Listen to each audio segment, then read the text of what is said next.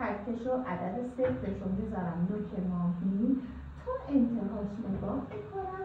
مثلا الان شد 10 سانتی متر و نیم. من دارم اندازه این ماهی رو میبینم، دقیق دارم شماره این اندازه رو میبینم. ببین ما میگه این ماهی رو با چینه اندازه بگیریم. خب ما شما ببینید که این چینه ها، این ماهی اندازه چند تا چینه است؟ 1 2 3 4 5 6 7 8 9 10 11 12 13 14.